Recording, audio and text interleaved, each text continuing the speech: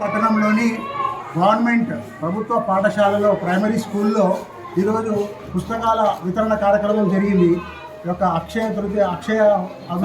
అక్షయ సమృద్ధి foundation ద్వారా శ్రీహరి గారు చైర్మన్గా ఉండి వారి యొక్క ఔదార్యంతో ఈ యొక్క పేద పిల్లలకు గవర్నమెంట్ పాఠశాలలో పేద విద్యార్థులు చదువు నేర్చుకుంటారు కాబట్టి వాళ్ళ యొక్క కష్ట నష్టాలు అర్థం చేసుకొని వాళ్ళందరికీ కూడా దాదాపుగా 350 మందికి పుస్తకాలు ఫ్రీగా ఉచితంగా ఆయన యొక్క ఫౌండేషన్ ద్వారా శ్రీహరి గారు ఇవ్వడం జరిగింది.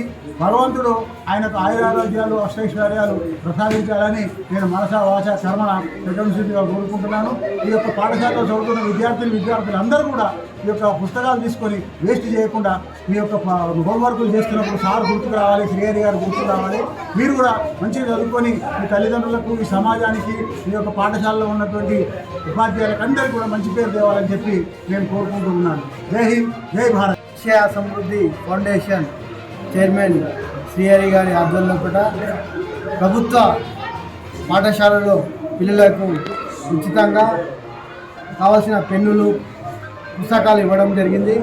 మేడ్చల్ నగరంలో దాదాపు 1,00,000 మంది ఉంటారు జనాభా కాబట్టి ఇలాంటి కార్యక్రమాలు శ్రీహరి గారు గత 10-15 సంవత్సరాల నుండి అన్నదానాలు చేయడం కానీ, మళ్ళీ నీళ్లు ఇవ్వడం వేసవిలో కానీ, అదేవిధంగా వైకుంఠ రథం కానీ అటువంటి చాలా సామాజిక సేవ చేస్తున్నారు. కొంతమంది దాతగిన ముందుకు వచ్చి ఇవ్వడం జరుగుతుంది. ఈరోజు సమాజానికి దాతలున్నాగిన సమయం ఇచ్చి చేయడం అనేది చాలా ఇంపార్టెంట్. మరి కుటుంబాన్ని చూసుకుంటూ కుటుంబం కన్నా ఎక్కువ ప్రజలే నా లక్ష్యంగాని సేవ చేస్తుండ్రు. ఈ సందర్భంగా శ్రీహరి మిత్రునికి, సోదరునికి ఆయురారోగ్యాలు ఐశ్వర్యాలు చేయాలి. విధంగా మేడ్చల్ నగరాన్ని తెలంగాణలో కానీ దేశంలో గిన ఒక సేవా కార్యక్రమ కేంద్రంగా అక్షయ ఫౌండేషన్ ఉండాలని సందర్భంతో ఆ భగవంతుడు అన్ని శక్తులు ఇవ్వాలి. మనం ఎంతో కొంత సహకరించే సందర్భంగా మేడ్చల్ నగరవాసులకు అందరికీ విజ్ఞప్తి చేస్తున్నాం. శేఖర్ సార్ గారికి ధన్యవాదాలు. ఇచ్చిన ముఖ్యులకు అందరికీ ధన్యవాదాలు. అక్షయ సమృద్ధి ఫౌండేషన్ ఆధ్వర్యంలో ఈ రోజున బుక్స్ పంపిణీ కార్యక్రమం జరుగుతున్నది.